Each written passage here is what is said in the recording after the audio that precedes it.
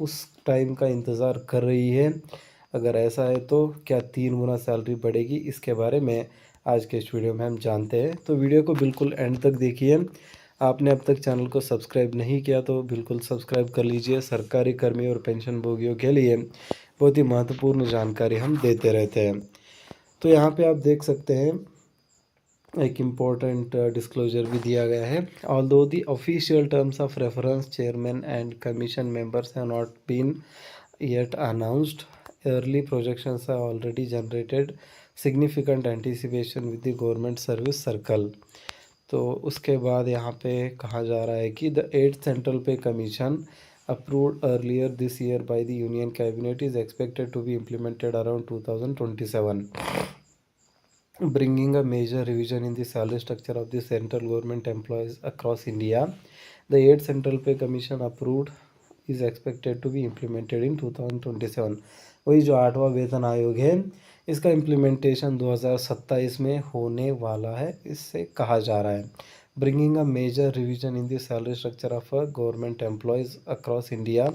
Although the official terms of reference, chairman and commission members have not been announced yet, early projections have already generated a significant anticipation with the government servant circles. तो उसके बाद यहाँ पे कहा जा रहा है what is the 8th पे कमीशन। तो जस्ट बेसिक से एक बात देख लेते हैं। लाइक 8th पे कमीशन हम सबको पता है कि the pay commission is a periodic exercise conducted by the government of India to revise the salary structure of central government employees। So it not only influences the basic pay and allowance of government workers but also impacts pensions and the retirement benefits। The 8th pay commission will replace the 7th CPC which was implemented in 2016। तो 2016 में जो 7वां वेतन आयोग था उसको replace कर दिया जाएगा 8वें वेतन आयोग से 2026 में, क्योंकि हर 10 साल में एक वेतन आयोग आता है। तो उसके बाद यहाँ पे आप देख सकते हैं कि at the core of the CPC's recommendation is the pay matrix, a system that determines salaries based on the levels and years of experience।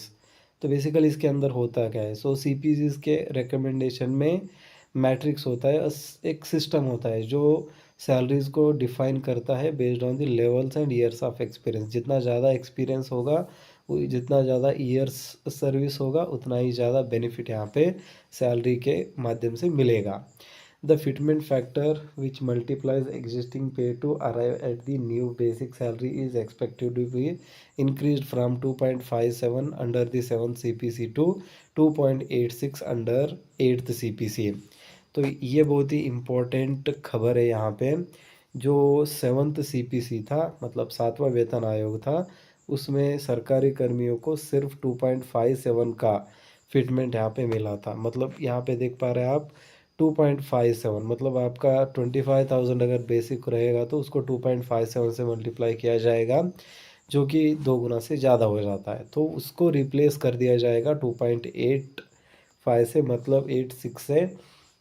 इसका मतलब जो 7वें वेतन आयोग में जितना हाइक मिला था या फिर बेनिफिट मिला था, उससे कई ज़्यादा 8वें वेतन आयोग में मिलने वाला है, ऐसा कहा जा रहा है। तो उसके बाद for example employees at the pay level 1 currently earning a basic पे ऑफ 18,000 में सी इट जंप टू 51,418। तो यहाँ पे एक एग्जांपल भी दिया गया है। अगर आपकी सैलरी 18,000 भी रहेगी तो आपका जो सैलरी है, तो बेसिकली 18,000 भी रहेगा तो वो 51,480 भी हो जाएगा। तो सीधा 18,000 से 50,000 तक यहाँ पे सरकारी कर्मियों की सैलरी बढ़ जाएगी, जो कि ग्रुप डी का ही होता है 18,000। तो बेसिकली बेसिक पे 18,000 ग्रुप डी होता है, तो उनका जो सैलरी है 51,000 तक चला जाएगा। तो उसके बाद level 2 employees could see their pay increase from 19,900 to 56,914। तो अगर लेवल 2 के है जहाँ पे 19,900 सैलरी है बेसिक, तो उनका 56,000 हो जाएगा। सिमिलरली लेवल 3 होगा जिनका बेसिक होगा 62, तो उनको 2,17,000 मिलेगा। और उसके बाद एटलीस्ट अगर 6th बेसिक पे है तो 35,400 है तो उनका ओवरऑल 1 लाख हो जाएगा। तो ये बेसिकली लाइक डिफरेंट स्केल्स यहाँ पे दिया गया है। एंड